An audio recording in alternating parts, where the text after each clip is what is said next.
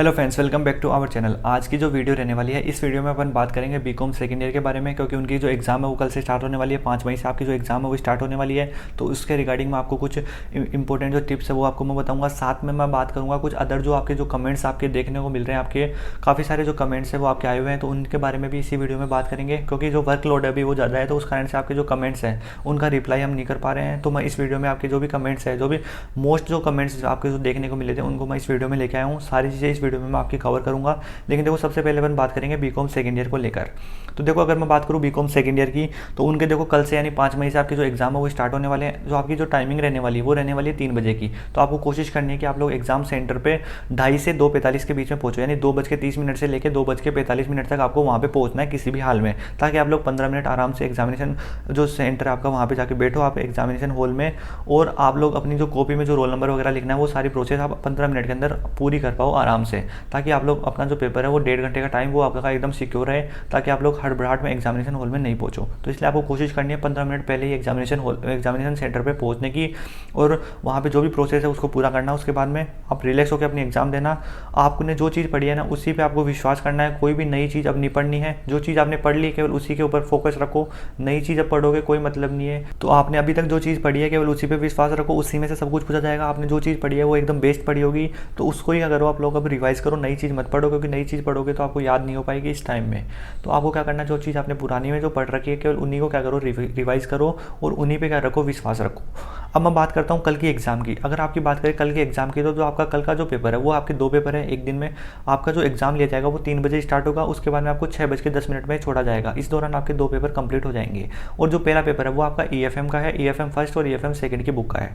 दोनों बुक के बारे में एक बार बात कर लेते हैं। अगर मैं बात करूँ ईएफएम की फर्स्ट बुक के बारे में, तो जो ईएफएम की जो फर्स्ट बुक है वो आपकी थ्योरी की बुक है, यानी इसमें आपके जो भी क्वेश्चन आएंगे वो थ्योरी के क्वेश्चन आएंगे, और थ्योरी बेस्ड ही आपकी क्या है सब्जेक्ट है। तो इसमें आपको क्या करना है, मैंने आपको जो मोस्ट इंपॉर्टेंट जो क्वेश्चन प्रोवाइड कराए थे उस दौरान भी मैंने आपको बोला था कि आपको उन क्वेश्चन को जरूर पढ़ना है, इंपॉर्टेंट क्वेश्चन है।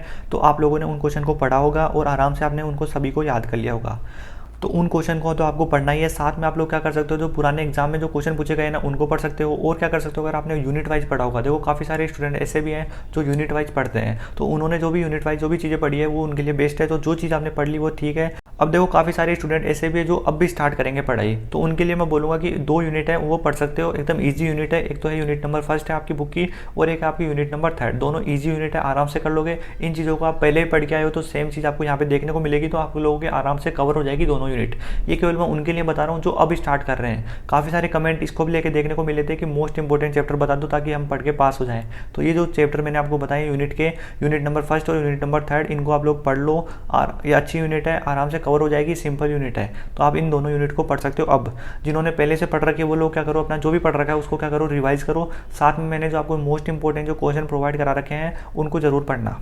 अब बात करते हैं आपकी ईएफएम की सेकंड बुक की। देखो, स्कोरिंग सब्जेक्ट है आपकी ईएफएम की जो सेकंड बुक है, जिसका नाम है फाइनेंशियल मैनेजमेंट। ये स्कोरिंग सब्जेक्ट है। ये स्कोरिंग तब भी थी जब इसमें पूरा सिलेबस आता था, जब इसमें पूरे 5 के 5 क्वेश्चन आपको करने होते थे, तब भी इसमें 100 में से 100 मार्क्स आते थे। और अब तो आपको केवल 3 क्वेश्चन अटेंड करने हैं। तो आपको क्या करना है, इसमें 100 में से 100 मार्क्स लाने की पूरी कोशिश करनी है। और मैंने आपको इसमें हर चीज़ बताई थी। मैंने आपको जो मोस्ट चैप्टर है वो मैंने आपको बताए थे, मोस्ट आपके जो इलिस्ट्रेशन है वो मैंने आपको बता रखे हैं वीडियो के द्वारा। तो सारी चीज़ें मैंने आपको बता रखी है। अगर मैं बात करूँ इसके मोस्ट चैप्टर्स की, यानी कि आपको कौन से चैप्टर्स को रिवाइज करना चाहिए, देखो जिन्होंने बिल्कुल ही नहीं पढ़ा ना उनके लिए तो मैं लास्ट में बताऊंगा कि कौन से थ्योरी के चैप्टर पढ़ने हैं आपको, क्योंकि अब आपके जो न्यूमेरिकल क्वेश्चन है वो नहीं हो पाएंगे। तो जिन्होंने पढ़ रखा है उनके लिए मैं बता रहा हूँ कि आपको देखो सबसे पहले जो रिवाइज करना है उस चैप्टर का नाम है कॉस्ट वॉल्यूम प्रॉफिट वाला। इसके बाद में आपको पढ़ना है मैनेजमेंट ऑफ वर्किंग कैपिटल, फिर पढ़ना है आपको मैनेजमेंट ऑफ इन्वेंट्री, फिर आपको करना है कैपिटल बजटिंग, और लास्ट में आपको करना है कैश एंड मार्केटेबल सिक्योरिटीज। मैंने देखो इसमें रेशियो एनालिसिस इसलिए नहीं बोला क्योंकि रेशियो एनालिसिस बड़ा चैप्टर है, जिसको अच्छे से आता है, जिसने पहले से पढ़ रखा है वो लोग इसका रिवीजन कर सकते हैं, क्योंकि रेशियो में से क्वेश्चन आता रहता है। तो आप लोग इसको भी पढ़ना चाहो तो पढ़ सकते हो। लेकिन जो मैंने आपको बाकी के जो 5 चैप्टर बताए ना, उन 5 चैप्टर को आपको करना है, बिल्कुल करना है। इनमें से आपको क्वेश्चन देखने को मिलेंगे, और आप इनको अगर पढ़ के जाते हो ना तो आपके आराम से 100 में से 100 मार्क्स आ जाएंगे एफएम के अंदर। साथ में अगर जो थ्योरी पढ़ के जाना चाहता है उनके लिए मैं बोलूँगा कि थ्योरी के जो आपके चैप्टर 1, 2, 3, ये जो 3 चैप्टर है ना, स्टार्टिंग के 3 चैप्टर, इनको तैयार कर लो। साथ में आपका एक और चैप्टर है जिसका नाम है cash and marketable securities. In 4 chapter की आप थ्योरी पढ़ के जाओ, आप लोगों के आराम से अच्छे मार्क्स आ जाएंगे। तो आपको क्या करना है, इन 4 चैप्टर की थ्योरी पढ़नी है। जिन्होंने बिल्कुल भी नहीं पढ़ रखा वो इन 4 चैप्टर की थ्योरी पढ़ के जाए, तो आपको 2 या 3 क्वेश्चन आपको देखने को मिल जाएंगे इन चैप्टर्स के द्वारा भी। साथ में अगर आपको पूरी थ्योरी तैयार करनी है तो आप थ्योरी के जो चैप्टर्स है उनको आप देख सकते हैं। मैंने आपको यूनिट वाइज एक वीडियो है पूरी बता रखी है वहाँ पे कि कौन में से किन चैप्टर में से आपको थ्योरी के क्वेश्चन देखने को मिलते हैं, किन में से आपको न्यूमेरिकल क्वेश्चन देखने को मिलते हैं। तो उस वीडियो को देखना, वहाँ पे आपको सारी चीज़ देखने को मिल जाएगी। ठीक है, ये सारी चीज़ें थी, मैंने आपको दोनों बुक के बारे में सारी चीज़ें बता दी। अब बात करते हैं जो मोस्ट कमेंट आपके देखने को मिल रहे हैं उसको लेकर। देखो एक और चीज़ मैं आपको बोलूँगा कि आपको कोशिश करनी है कि 3 के 3 क्वेश्चन आप लोग अटेंड करके आओ एग्जाम में, एक भी क्वेश्चन छोड़ के मत आना। तो आपको एग्जाम में 3 के 3 क्वेश्चन अटेंड करके आने और पूरे जो भी आते हो ना वो अटेंड करना। जैसे अगर मान लो आपको न्यूमेरिकल जो सब्जेक्ट है, अगर मान लो इसमें आपको 2 ही क्वेश्चन अच्छे से आते हैं, तीसरा नहीं आता, तो न्यूमेरिकल क्वेश्चन उठाने की जरूरत नहीं है, उसकी जगह आप थ्योरी का क्वेश्चन उठा सकते हो। मैं बोलूँगा न्यूमेरिकल क्वेश्चन तभी उठाना जब आपको पूरा आता हो, क्योंकि उसमें चांसेस कम होते हैं कि वो आपको नंबर देगा अगर आपने गलत करा होगा तो।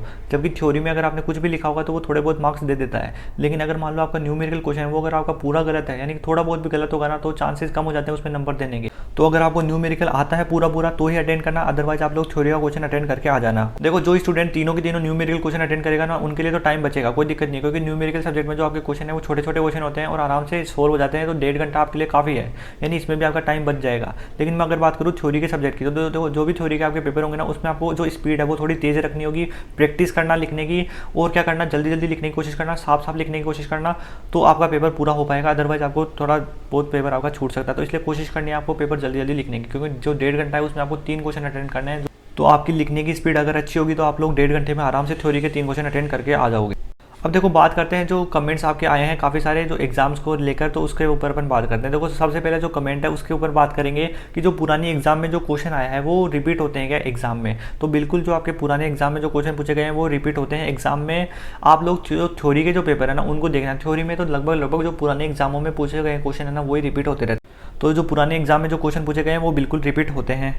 न्यूमेरिकल के तो फिर भी थोड़े कम चांसेस होते हैं, क्योंकि जो न्यूमेरिकल होता है उसमें काफ़ी सारे ऑप्शन होते हैं, लेकिन जो थ्योरी होता है ना वो लिमिटेड होता है। तो थ्योरी में क्या होता है कि हर साल अलग अलग नहीं पूछ सकता वो, तो रिपीट होता रहता है। लेकिन आपको क्या करना है, जैसे 2021 में जो क्वेश्चन पूछे गए थे ना उनके चांसेस काफ़ी कम होते हैं, 1-2% चांस होता है कि वो रिपीट हो जाए फिर से। लेकिन जो 2021 में जो क्वेश्चन आया था ना वो 2022 में उसके रिपीट होने के चांसेस बहुत कम होते हैं। यानी पिछली वाली जो साल होता है ना उसके क्वेश्चन रिपीट होने के चांस कम रहते हैं। 1 या 2% चांस रहते हैं, भाई वापस दे दे कोई भरोसा नहीं है उस एग्जामिनर का। तो 1 या 2% चांस रहते हैं, बाकी कोई चांस नहीं रहते कि जो 21 का जो क्वेश्चन है वो 22 में आपसे पूछा जाएगा।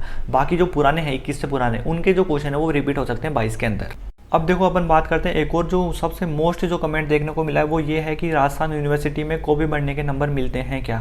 तो बिल्कुल आपको कॉपी बढ़ने के नंबर मिलेंगे, लेकिन अगर आपने सही लिखा होगा तो ही नंबर मिलेंगे, अदरवाइज आपको नंबर नहीं मिलेंगे। अगर आप कॉपी भर के आ रहे हो और उसमें लिख के कुछ भी आ रहे हो, यानी गलत चीज़ें भी लिख के आ रहे हो, तो उसमें आपको नंबर बिल्कुल नहीं मिलेंगे। सही जो चीज़ क्वेश्चन ने पूछी अगर आप वही चीज़ लिख के आओगे तो आपको मार्क्स मिलेंगे, अदरवाइज आपको मार्क्स नहीं मिलेंगे।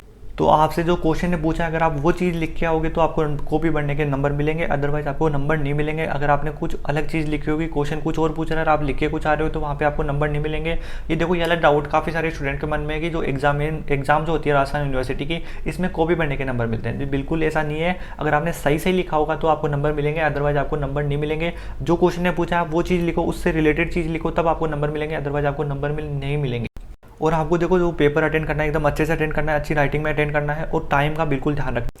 एक और बात करते हैं आपके पासिंग मार्क्स को लेकर। तो अगर मैं बात करूँ आपके पासिंग मार्क्स को लेकर, काफ़ी सारे स्टूडेंट का इसके ऊपर कमेंट आया कि पासिंग मार्क्स क्या रहने वाले हैं। देखो जब आपका 100 नंबर का पेपर होता था, यानी कि आपके जो पैटर्न था वो 100% था, यानी आपको 5 क्वेश्चन अटेंड करने होते थे, तब आपके पासिंग मार्क्स थे 36%। अब क्या हो रहा है, आपका जो सिलेबस है वो क्या हो गया 50% हो गया, तो आपके जो पासिंग मार्क्स होंगे वो भी क्या होंगे 50% हो जाएंगे। यानी वो कितने हो गए, वो आपके हो गए 36 से 50 कितने हो गए 18 नंबर, यानी आपको 18 नंबर लाने होंगे पासिंग मार्क्स के लिए, तब आप क्या हो जाओगे, पास हो जाओगे एक सब्जेक्ट। मैं यहाँ पे बात कर रहा हूँ एक सब्जेक्ट की, जैसे ईएफएम की आपकी 2 बुक है, तो ईएफएम फर्स्ट में आपके अगर 18 मार्क्स आते हैं तो आप पास हो।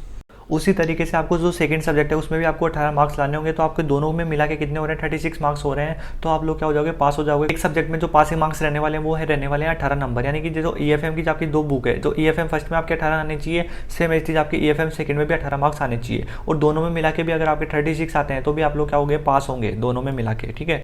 एक और कमेंट आपका देखने को मिला है कि अब क्या हमारे को न्यू टॉपिक स्टार्ट करना चाहिए। देखो बिल्कुल अब आपकी एग्जाम एकदम सर के ऊपर आ गई है, आपको अब नई चीज़ बिल्कुल भी नहीं पढ़नी है। जो चीज़ आपने पढ़ी है उसी के ऊपर विश्वास रखना है, कोई भी नई चीज़ पढ़ने की कोशिश मत करना। तो आज की इस वीडियो में इतना ही, मिलते हैं नई वीडियो में कुछ नई इन्फॉर्मेशन के साथ में, और मेरी तरफ से आप सभी को best of luck. Thank you.